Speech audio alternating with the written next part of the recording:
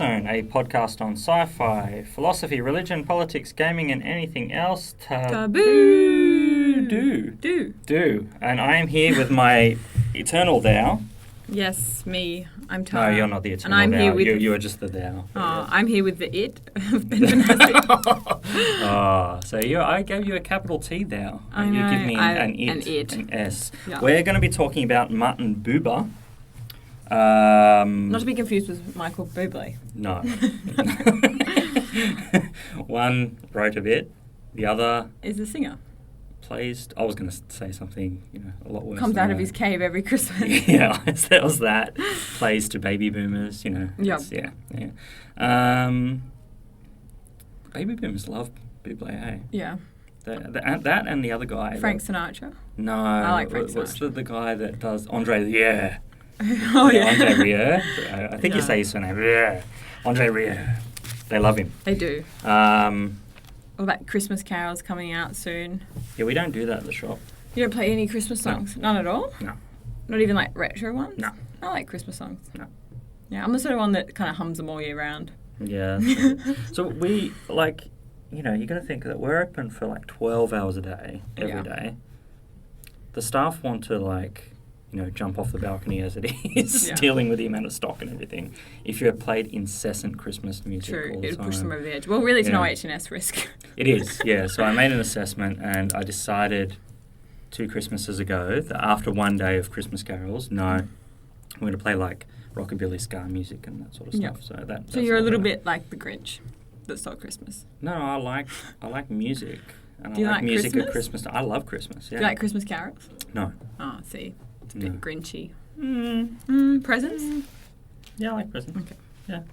I'm not so much of a Okay, so what's been up with you? Let's do it. Let's do a quick. Oh, kind I've been busy, as you know. Finished Yep. writing Dostoevsky lecture this morning, which is good. I've had lots of menial stuff going on, including the award ceremony that we... Yeah, very menial, but Menial, super significant. Yeah, no, the award ceremony was wonderful. Oh, yeah, and we've got a photo. We're going to upload it, I Yes. think, to the Warp Zone page. So you Of guys... you doing the thumbs up. Maybe. Yeah. We'll have to have a look, Yeah, see yeah. what we think. You won't like it. I shared it already to one of the Discords. Anyway, Why won't I like it? I think there's a bit of a Gumby face going on. A what? Yeah, that's all right. Don't worry about it. It's Wait, okay. what? No, don't worry about it. We're recording. You don't need to. You say I've got Anyway. a problem with my gums. No, that's fine. Oh my god! Have you been talking to Tom about my? Don't. He calls me like Jaws, Really? because how sharks have lots of gums as well. No, he doesn't. I've never heard that. No, he calls me gummy shark. Gummish. Tom's a horrible person. He is. And that's not to be confused with a cat, because he's quite nice. Thomas O'Malley's Yes. okay. Doesn't have a neck though, but he's alright. Also, okay, so Isaiah's developed something quite strange. On Saturday, I take him to swimming lessons, cried the entire time, was unhappy. Mm-hmm. And I'm like, what the hell? He's a really good swimmer. For a 4-year-old, he can jump in the pool, swim back to the edge on his own. He's really, really good. So then I took him around to the big side, because Jack wanted to go swimming that day. So I'm like, okay, bring my swimmers. You know how much I hate swimming. And so I'm like, okay, that's fine.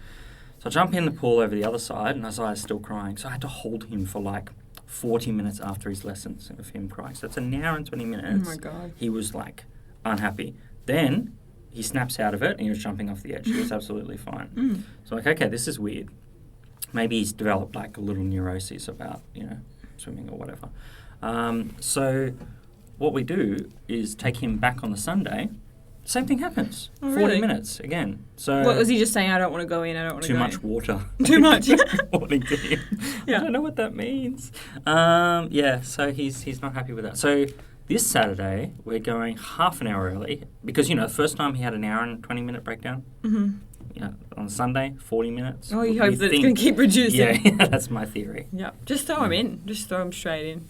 He swims out. Swims back out. I really Doesn't keep like doing it. Those videos of cats or something that Mm. kind of like that. You just sort of gently plop them on the couch and they run back and you plop them back on the couch. Just kind of keep doing that with the I Zion. don't know if that's good for psychology. I just noticed as well. So we're in ThinkSpace. Yeah.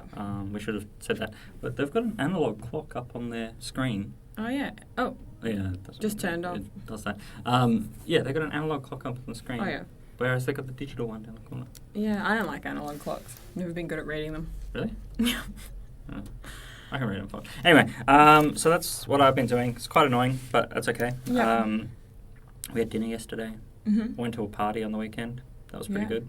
Yeah? How's the host? Yeah. Bit gummy.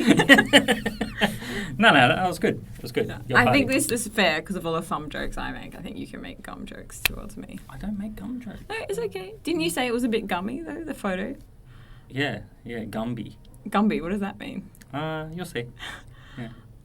What do you mean? It's just we're not looking very, like... professional. No, you wouldn't put that photo up on the John Woolley building. But what does Gumby mean? You know, like a bit... silly. Like a little bit of a doofus. Oh, so you did not gummy. No. Okay, so I just went on this whole, like... I left you just jump off. Yeah, right, thanks for that. Yeah, so you... fine. Okay, yeah. No, you've obviously, like, it's fed into some insecurity about it. Yeah, it was interesting. And then we talked about another insecurity. That's the thing, like, what is it, protest too much kind of thing. Anyway, yes. Yes, we had the Halloween party, which was fun, and we played... Subterra. Yeah, it was We good. died. I gave the intro in the first minute. I'm like, okay, so we're all gonna like lose this game, and it's gonna be really hard. First round, I walk down a pathway, I die immediately. Yeah, but it went for ages in general. The game, and then it was like 40 minutes later, and it was still going. Yeah. It was a long game. It was good. I just watched because I wanted other people to have a go, and I was feeling a bit tired anyway. But it was fun. The food was good. I was a bit tired because I just had cleaned all day, and we were looking after another cat that's her cesarean line's kind of breaking up. Anyway, it's too complicated to go into.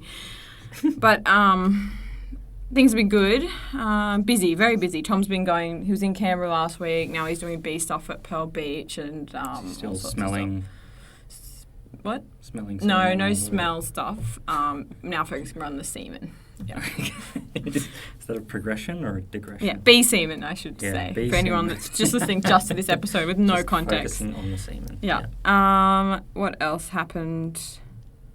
Nothing exciting. I'll just tell a funny story about the kind of the antics of the people that are allowed downstairs because I think it's a funny story. So, I think a couple of episodes back I was talking about that Tom was going to throw tofu on some people that come out and sort of linger and with their car on talking really loudly right underneath my bedroom door. So the way that it travels, basically, you could whisper and you can hear them. That's how loud it is. And this is because you're vegan, you don't have eggs. Yeah, that's right. We had no eggs. It's tofu. Which, to be honest, throwing it's quite firm. I don't think it would work. It would be like a real splat on the car. I feel like... soft tofu? You can get silken tofu, but we don't normally eat it because it's a bit shit to cook with. Anyway. That also would be hard to throw because it would break up as you're going. So I just open up the packet and schlock it out. I don't know what that word is. Like, just straight out of the packet. Just imagine you're doing that and then it would, like, travel towards the car and then just free fall and then just fall flat down on the ground. Yeah, it would be pretty funny. Yeah. But anyway, so the other night we heard them again, this time probably at like 1:30. And I always reckon it's the same two guys, but it might not be. But anyway, we sort of were like trying to go to sleep and we're listening. We started hearing this really weird, it's hard to explain, like a noise, like a really weird... scrapey, kind of really loud noise. And we realised that what it was is that they were taping a parcel. Basically, with tape. There is nothing louder in the world than masking tape being taped off at probably about like 1 a.m., 2 a.m. I don't know exactly, but like... What? Yeah, I know, weird, right? So they were, but not just once. It was like if you were trying to pack something to send overseas, like how many times you need to wrap it. So they must have wrapped it maybe like 7 or 8 times. And the same like that elongated ripping noise of masking tape. It's pretty distinct. And so we're listening like, what the hell? And we started giggling because like, what of all the things you could be doing like in the middle of the night, why would you be wrapping a parcel outside our doorway? So Tom went out and he was like, could you guys not do that there? Like not do that under our like bedroom? And they're like, oh yeah, sorry. So they drove right outside Aldi, which is only really like 5 meters, and then continued, in which case it was almost as loud. But anyway, that's the sort of continuation of the bedroom antics. Did Tom see them actually wrapping a parcel, or were they wrapping... We have no idea what they were wrapping. Could have been drugs. Yeah, or they could have been wrapping the tailpipes a bit. But oh, the shisha, fresh head shishas. No, tailpipes. What are they? What does that mean? You know, your exhaust. Why would you wrap that? Because then when you start the car and it goes for a while, then it makes a big boom because it blows out the tape. No, I don't think they're doing that. Lol jokes. No, I don't think they're doing that. Young people do. Yeah. Anyway, let's get to some I, thou, I, it. So we read the first section of I and Thou by Martin Buber. We both read the same text, which was pages 3 to 33, which is not a long text. And I will play now a short snippet of Martin Buber actually talking, and then I will be able to translate for all of you non-German listeners listening in. Wo ich gehe, du, wo ich stehe, du, geht's mir gut, du, wenn's weh mir tut, du, Himmel, du, Erde, du, oben, du, unten, du, wohin ich mich wende, an jedem Ende, nur du, wieder du, immer du, du, du, du. Okay, so that was Martin Buber's voice, which is pretty cool to listen to like big philosophical thinkers like that and actually listen to them speaking. Because I think it gives you a little bit of the idea of how, poetic they can be. And what he says is, I am you. And he keeps repeating du, which is you. I am you. If it all goes well, you. If I'm in pain, you. Heaven, you. Earth, you. Above, you. Below, you. Wherever I go, you. After everything, you.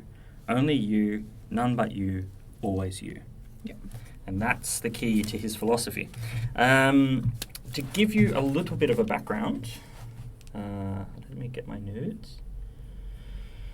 How you have to think of Martin Buber is not only a philosopher, but a literist and a psychologist, and a Talmudic scholar as well. So he's Jewish. He was banned from public teaching by the Nazi Party of Germany, and he moved from Germany to Jerusalem in 1938, very early on. He wrote extensive letters to lots of people during his time, so lots and lots of letters back and forth, telling people what he thought and how they should go about life. And these letters include, Kafka, Freud, Camus, Hannah Arendt, Einstein, Sartre, and Mahatma Gandhi, who actually shared letters with lots of different people at the time. But also the first leader of Israel after independence, David Ben-Gurion. Buber would write to him and say, you really have to look at the other and engage with them on equal grounds in relation to Palestine. So he was in favour of Israel, but not you wouldn't call him a Zionist in the way that... No, because he was one of the early promoters of a two-part... A dual state. Yeah, that's right. Very early on, which is... Before it was cool. Yeah. Yeah.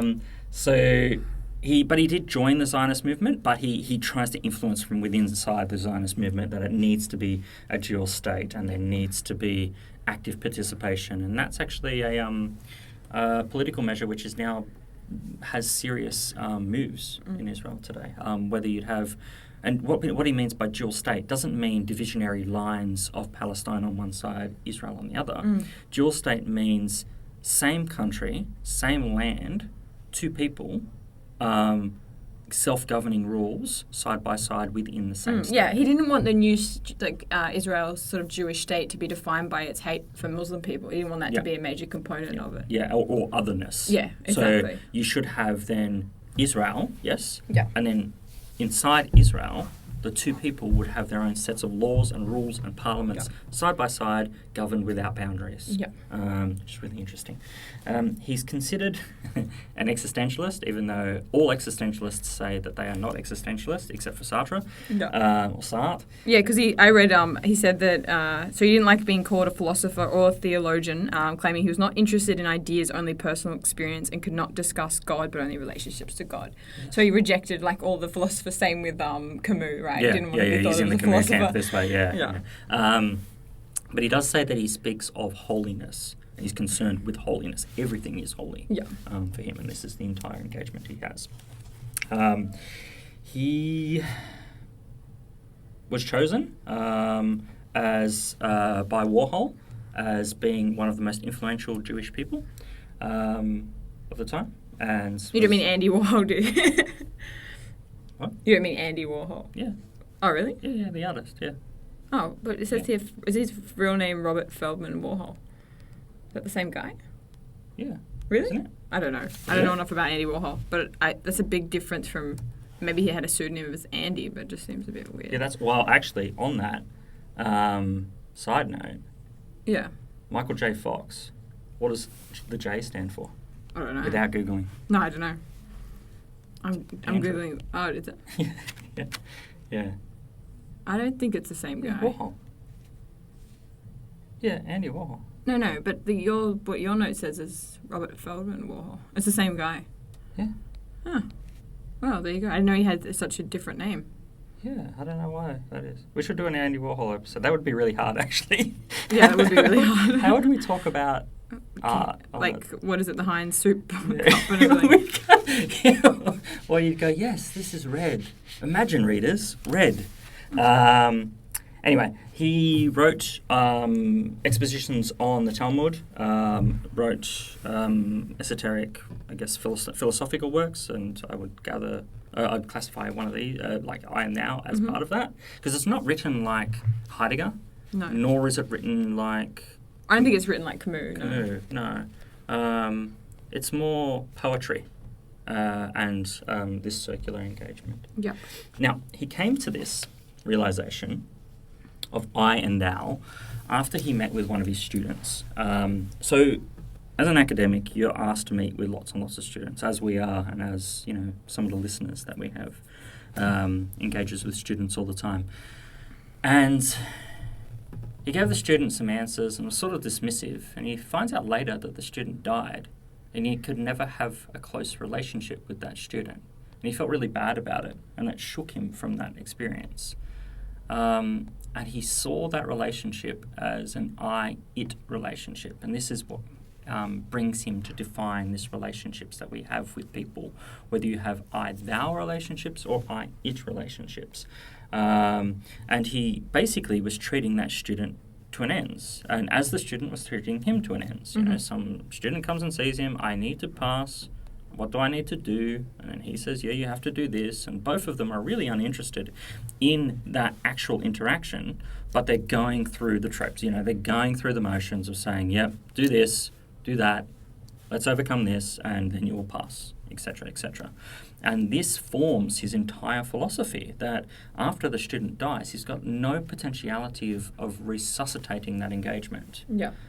So thinks that, well, instead, we should have I-thou relationships, treating the other as the thou. Yeah, I also read he's quite inspired by Kierkegaard as well, and Kierkegaard's philosophy was quite important to him in writing I and Thou. And I did a bit of research on Kierkegaard because we'd talked a bit about him in relation to Camus, and I thought that was quite interesting. Yeah. What? Oh, I thought that was going to go further. No, but they actually both have a lot of similarities because both Kierkegaard was writing against a certain, and he got a lot of criticism for it, but a certain type of Christianity. He really believed in sort of more personal experience, and he actually what's the word I'm looking for? But he had opportunities to be married to the love of his life, and he dismissed it all. So he had this year-long engagement with pretty much this woman that he fell head over heels with, and then basically just decided to cut it off because he thought he couldn't live his authentic self and kind of explore his philosophy with that. And then he wrote a lot, and so I feel like maybe not as that aspect so much, but that Kierkegaard and Buber as well was sort of rebelling a little bit from their really traditional beliefs. Because Buber, whilst he was a devout Jewish and he talks a lot about Hasidism and everything, he wasn't. He believed in a more personal relationship with God all the time, not just in certain settings. That's my interpretation of it. But it's not a personal relationship as in like evangelical Protestant Christianity has today. Yeah, where you have, Jesus, and Jesus is personal. No, because that's an I-it relationship. Absolutely, yeah. So it's always removed, and we'll get to the eternal thou after, I think, but we should probably... I think that's a good point. It's more about... and I really like the way he describes it, and we'll talk more about later, but that basically... you can't really unpick it. You can't define it. You can't explain it, and he won't talk to you about it because you wouldn't understand it. And that to me read a lot of like the stuff you're interested in apatheticism and about not really. You never really know God. You can't really describe it, but we'll seek it anyway. Yeah, sort of idea. Yeah. The relationship is a step towards, and there is the hope that step. No, it's not even hope. There is the knowledge that step towards is actually the right thing to do because the eternal thou is calling through all existence, through the divine energy that actually permeates all existence and everything. It was good. I found it easier to read than Camus because there's not a single like. I didn't read the last 3 pages, but what I did read, there was hardly any name dropping at all. Whereas Camus is going he's trying to position himself in a school of thought, but there's very little in Buber's kind of work about referencing other philosophers. Yeah, no, you're right. Yeah, so I thought that was it was quite different. It's all closed off. And it's in its own signifier, but he's got no one. He doesn't have to prove anything to other people. Yeah. Whereas as Camus trying to prove, and that's true. That name dropping is that purposeful thing. Yeah. So how about we go through this sequentially, because I think it makes sense how he's positioned it. But in saying that, there are portions of this text, if you read them on their own, once you understand his philosophy, I think actually represent the entire philosophy at all times. He's quite repetitive. Every single stanza actually is just this representation of either. And you're right, he just keeps, it's almost like an onion, it keeps peeling back the same thing over and over again. I found it also like a lot of ancient kind of Hindu texts that have the really back and forth, or Zen Buddhist texts with a master and a student relationship where they have a lot of what do you think about the eternal God? And he'll answer himself. So there's a couple of rhetorical questions in there which read to me a lot like those kind of older texts that you read. I thought it was quite interesting. And Talmudic texts are very much like that. You read the Talmud and there's, rabbi talking to each other. Now, you might think, okay, so this rabbi, it's according to them. That rabbi may not be a real person. Yeah. Which is totally okay as well. Or it just could be a school of thought, It's more like an exercise. The same with the ancient Greek, that whole, rhetoric and back and forth between people. No, it's interesting. Okay, so starts off by saying, the I, thou, I, it is there's this primary word of I hyphen thou and I hyphen it. And that's why a lot of texts where you read actually doesn't have the converted from German to English. They make a point of saying ich du, ich es. Yeah. Because it's not I space thou, I and thou. So I, Ben, thou, Tara. Yeah. Or I, Ben, it, Tom. Yeah. It is more, this connected aspect of it. So both are primary words. So both are connected, this I, thou, and I, it. So just for the podcast's sake, when we say I, thou, for the rest of the episode, and I, it is connected sense only. Not separated.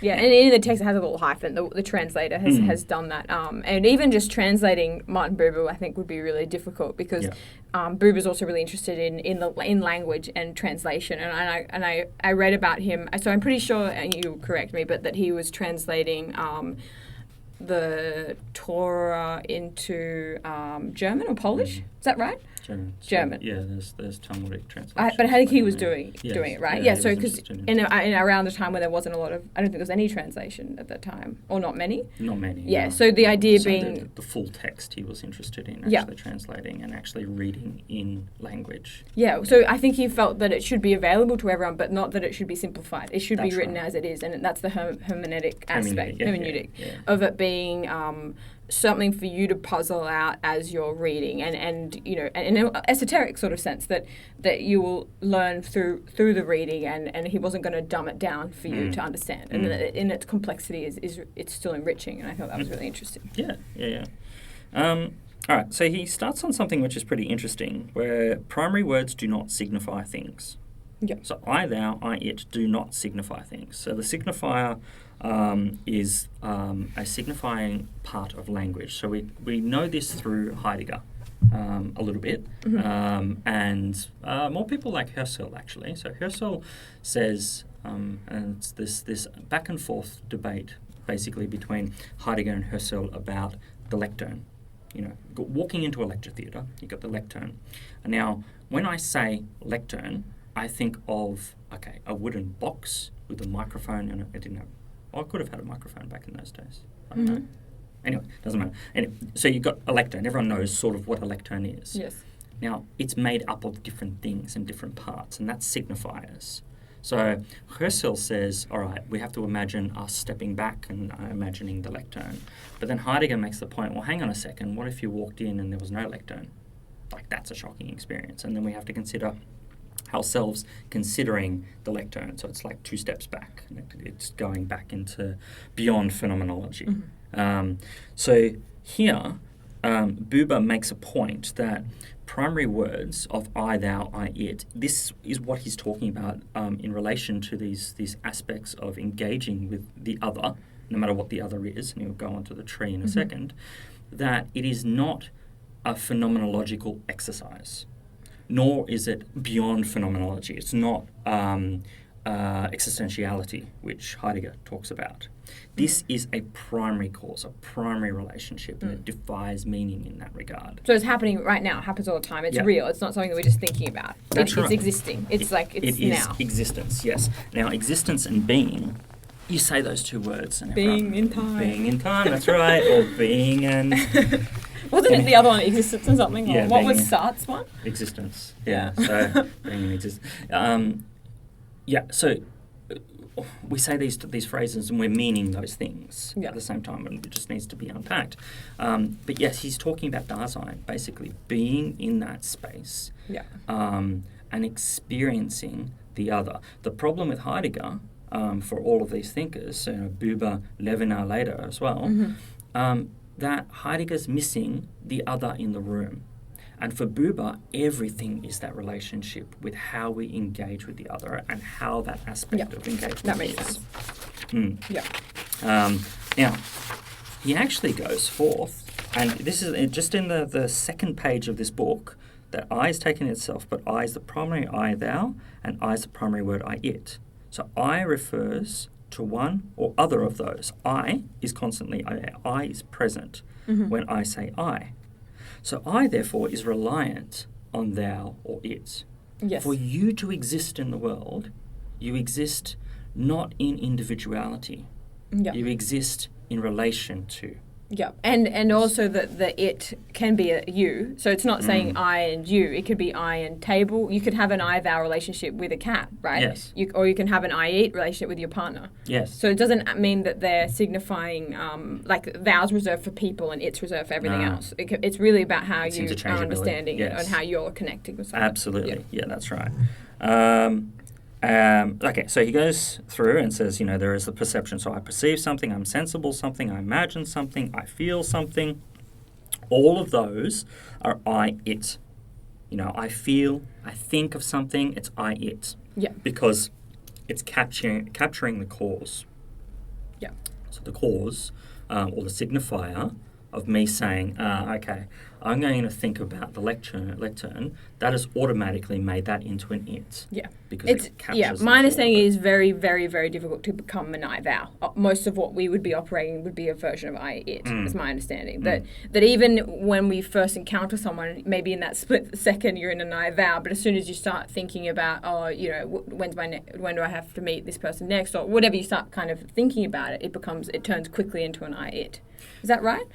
Yeah, well, it's about removing boundaries. So I don't think you do it in the first second. So it's about working through and removing your own potential boundaries and being in a moment of weakness. So both of you need to be weak in that moment, open to each other. Yeah, but I think later on in page 18 he says, every thou is going to become an it. It is the internal chrysalis and the thou the eternal butterfly. I know I'm jumping a little bit, but I got the impression that Buber was sort of saying most of us are operating in an I it, and it's more difficult to get into the I thou. He says it here. So every it is bounded by others. It exists only through being bounded by others. Yeah. So that's the binding. Yeah. The hierarchy of relationship is what you goes forward onto, is that we have this relationship in nature. Creatures live, they move, and then second, we have a life with men, and then third, we have a relationship with beings. So there is a hierarchy of relationships, but as you said, the thou and the it is not reliant on being human or spiritual. It can be other as well. So everything is He just other. says that the dialogue aspect might be limited. So we're in the first sphere of relation with nature, you have no speech, whereas with life with men there is speech, and then spiritual beings there's no speech, but we feel them there, sort of thing. I think that was further on. But we're going to talk about the tree. Yes. I like that example. I have a reading. So it can, however, also come about if I have both will and grace, that in considering the tree I become bound up in relation to it. The tree is now no longer it. I have been seized by the power of exclusiveness. Yeah. So it's the exclusive relationship between you and the other that the thou relationship can actually contend with. Yeah. I found this really interesting because I think I watched like a YouTube video on this section talking about the I and the tree, and the YouTube person was sort of saying that in a way, Buber was sort of saying that you can't get the sort of same maybe relationship with another person through you can with a tree. But when I actually read it, I got the impression, especially towards the end, he starts to kind of hypothesize a little bit about, is the tree a dryad, like is it a living being? And he goes, actually, I don't really know, and I don't have to answer it. He really kind of just goes, it doesn't matter. Basically, like it could be, but it could not be. But even us discussing whether the tree you're having this relationship with, is it a dryad? Is it, is there a spirit in it? Does it think? Does it talk? You're then I-eating the tree. Yes, so or even considering its... he talks about the tree as... I really like that part. I thought that was really like the end of the tree section. Yeah, he's got a... It was kind of cheeky. I liked it. Sorry for all the... I can perceive it as a movement, flowing veins, clinging, pressing pith, suck of the roots, breathing of the leaves, ceaseless commerce with earth and air, and the obscure growth itself. So he's even considering here time within the treeness. I'm just trying to get to the end of it. I know there's 2 words about object. Everything belonging to the tree is its form, its structure, its colours, chemicals, composition. And here again. This is the part I like. The tree will have a consciousness then, similar to our own, ?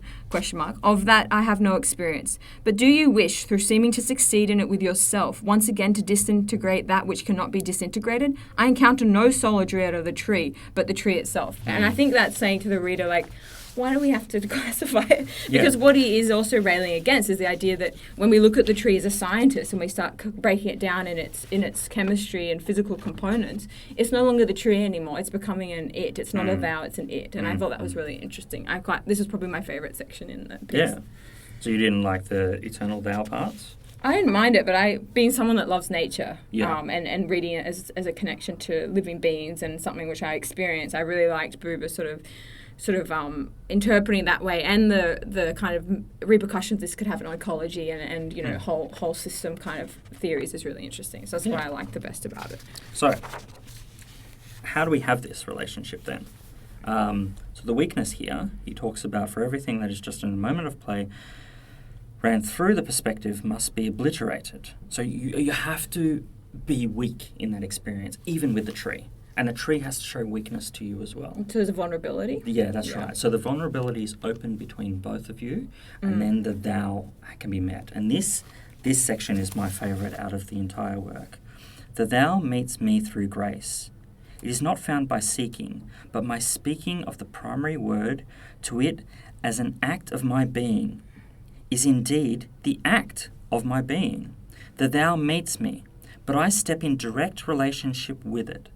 Hence the relation means being chosen and choosing, suffering and action in one, just as any action of the whole being, which means the suspension of all partial actions and consequently of all sensations of actions grounded only in their particular limitation, is bound to resemble suffering. The primary word, I, thou, can be spoken only with the whole being. Concentration and fusion into the whole being can never take place through my agency, nor can it take place without me. I become through my relationship to the thou. As I become I say thou. All real living is meeting. Yeah, I wrote that one too. All real living is meeting. I thought that was really cool. Yeah. So it's about, us actually needing that to become I. Mm-hmm. That relationship he had with the students is actually, he treated the student as an S, as a you, and the student treated him as a you. That actually removed the availability of both of them to be I. Proper Dasein, proper beings in that space. Do you mean they looked at each other as an it rather than a you? Yes. Oh, sorry, yeah. Yeah. Yeah, no, that makes sense. As and then and then the thou relationship enables both to become I. But initially they were looking at each other as a means as an end, and I eating each other rather than I, you. Yeah, that makes sense.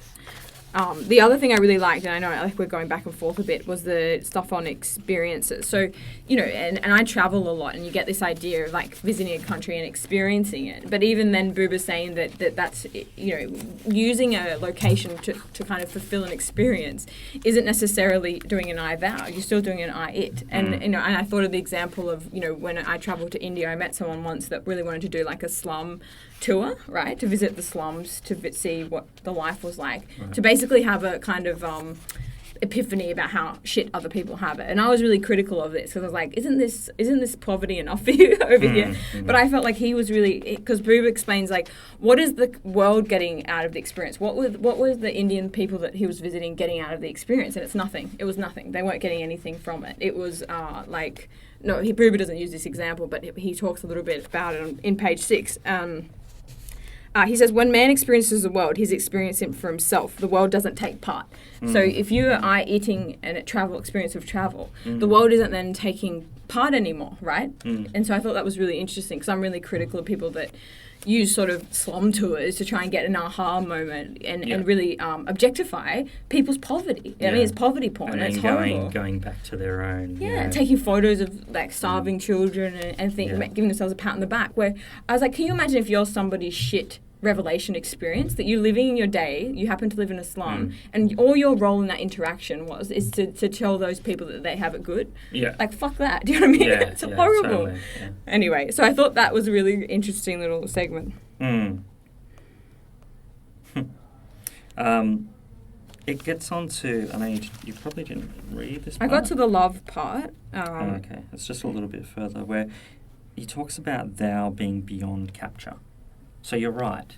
Going to India, taking the photo of the slum, it's a capturing that person as an it. Yeah. There is poor child on street with sewer water going past. That sort of experience. Whereas here on page 31, he's talking about how mutual action with the I and the beginning of the event. This part of the basic truth of the human world, it can be arranged in order.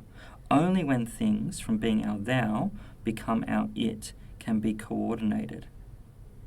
So you have to basically remove the thou-ness of a being in order to order that thing, to have an understanding of that thing in that experience. You mean that you're taking away their humanhood by objectifying them? Even by going there and saying, okay, I'm going to experience X, Y, whatever it is, you have already objectified the person or the being, and you're already treating it as an it by doing that. Yeah, or a means to an end, or for your own self-gratification. Yeah. And I think that's an interesting point. And that's, maybe we get on to the eternal thou then. So I know lots of people don't believe in God. I don't think it actually matters when you're thinking about Buber this way. Yeah. Because he uses the thou in relationship to God. So for him, you can't have aspects to God. He's an apophatic theologian in this regard. You can't capture God's essence or experience. The reason you can't do that is not, monotheism or, Judaism, whatever. It's because the thou escapes capture. So if the thou escapes capture for an I-thou relationship between I, Ben, thou, Tara, and it's beyond capture, you still can be captured. So you can still be an it for other people, as can I, as can a tree or whatever. So all objects here in the world can be its. Whereas he says the eternal thou has no neighbour. There is no aspect of understanding the eternal thou, something beyond, some sort of energy which permeates and escapes, defies meaning and escapes capture. In that way, the eternal thou fills the heavens, the whole of himself. He is the thou and he fills the heavens. So it's beyond this capture entirely. And the hope is that if we can treat each other as thou eternally, to get to that relationship, to possibly say thou for another person, then we can treat them as God himself.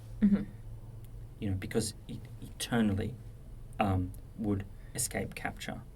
And he wrote to friends at the time, and someone wrote to him and said, can we now call you thou? And his friend writes back and says, well, I may write thou, but I still think you. So it's so holy, that aspect of thou-ness, that it's not to be bandied around and not thrown around for Buber. It's this aspect of striving towards treating the person that way and hoping to actually have them on that. So what do you think would be an example of everydayness of when you're doing that, when you're doing an I thou? Well, it's hard. So here's the critique of it, right? So tomorrow I'm driving up to Newcastle. My car's probably got 200 k's on the tank, so I'm going to have to go and fill up my car. Yeah. So I'm going to go to the BP in the morning. So BP has the best fuel. I used to work there as a kid. So, yeah. This is the 101 jobs of Ben Banasik. This is one of them. I'll fill up, and I know the woman who will serve me, and she'll say, just the fuel today, and I'll say, yeah, number 2, thanks, and she'll say, yeah, thanks, and so we're both treating each other as an it there, right? If I went in there, I wouldn't even fill up. I'd have to go in there and go, how are actually you going, It would take... So it's almost like selflessness, right? Yeah. Do you think there's anyone that can ever really do that? Because, even if you went in to go, you could say, well, you're going in for the gratification of having her acknowledge that you popped in. Do you know what I'm saying? There still could be... there's the idea that... Do you think anything's without ulterior motives? Well, Buber doesn't think so. He ends the chapter by saying, in all seriousness of truth, hear this. Without it, man cannot live. But he who lives with it alone is not a man. So to get by in life, we need I-it relationships. Yeah. All right. However, if we only have that, if we're treating everyone as a means to an end, then you are not really human. Yeah. You're not actually a being. You're the worst. It's bad. Do you think Buber would be critical of a kind of modern Protestant Christianity where God's your friend who's finding your keys for you and stuff? He'd be quite critical of that version of Christianity. Yeah, totally. Because it captures that person. The imagining of Jesus around the table as some It's generally Protestants because, Catholics and Orthodox do more set prayers and... Yeah. Orthodox There's no personal more, Jesus. That's very Protestant Christianity, yeah, right? but Orthodox has personal Jesus, but it's more you can't speak of the aspects. Like, it has to be removed. Yeah. And there are exceptions to all of these. Obviously there are Catholics and Orthodox which have that. And then there are Protestants who have non-personal Jesus as well. So I don't want to be demeaning of anyone's faith in this regard. But I think you're right, knowing that trope of that person that sits there and goes, okay, let's close each other's eyes. Let's imagine Jesus at the table and Jesus is here and Jesus, and all of this thing. You imagine the personification of Jesus, a deity standing there at the table and imagining every aspect of them. That's capturing that deity. Yeah. And that's not to be done. It's not because it demeans that. Yeah. What do you think his connection still is like with Judaism? Because of the idea that God would be a Jewish God or a Christian God or a Hindu God, like we wouldn't know, right? Because we can't be describing it. What do you think Buber felt such a connection just because of his cultural heritage? Yes, I think his cultural heritage, and he uses the Talmud as a discussion point. It's that because he loves dialogue as well. Yeah, absolutely. So it's the feather. Jewish writers and thinkers talk about how you deal with the Talmud as a feather that floats between us. Yeah. So I may be coming from my perspective and we speak about the Torah, and then you come from your perspective, Tara, and you talk about the Torah as well. The point is not that we are trying to win an argument between each other. This is why they capture in the Talmud and the Torah conflicting stories and conflicting. You told me a bit about that, the extra writings that are on top of the writings that are on top. It's like a pastiche of different people's opinions. Absolutely, and they capture this. Yeah. And the most classic one is Adam's naming all of the animals. And, does Adam name the fish? Yeah. And that's the classic question. It's asked by Rashi's commentary.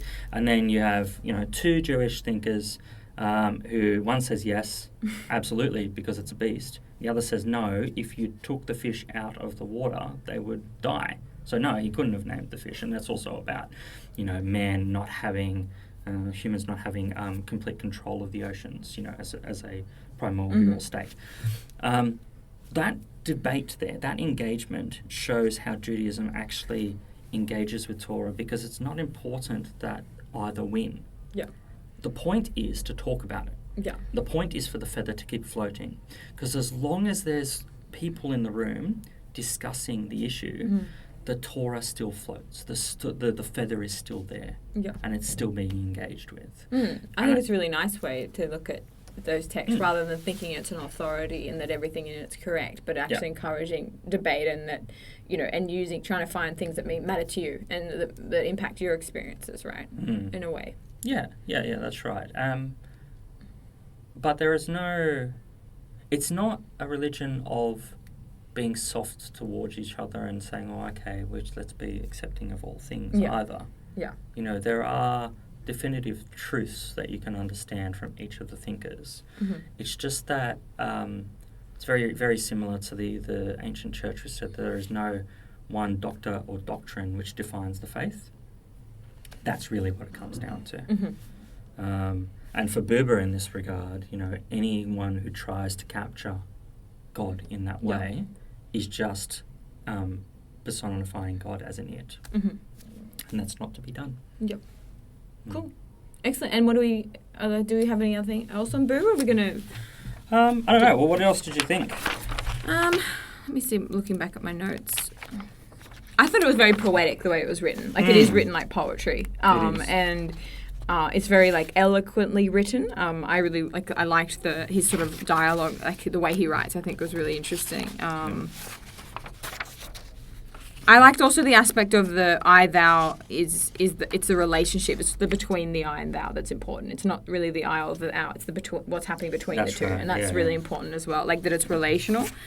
So it says, and then he talks a lot about love as well. Like love is not in the thou, but between the I and thou. So love exists between, and that's on page 15. I thought that was really sweet. Yeah, 15, 16. So you speak of love as though as a relationship between women, but properly speaking, can you even take it as only an example, since that there is such a thing as hate? So there's this hate and love, and this otherness. So you can't. It almost defies meaning.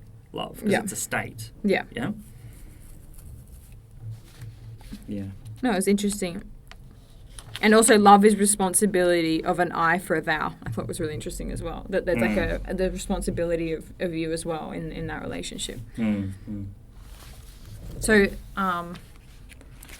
so yeah, you also sense that Buber's a bit cynical that we are existing mostly in the I it, and that it's quite difficult to do the I thou. Yeah, especially the way he finishes it. That. And there is a necessity of the world of being in that, and that's quite. But we should strive for the I thou, and that's like Camus. We should try and imagine Sisyphus happy that there's an aspect of hope, or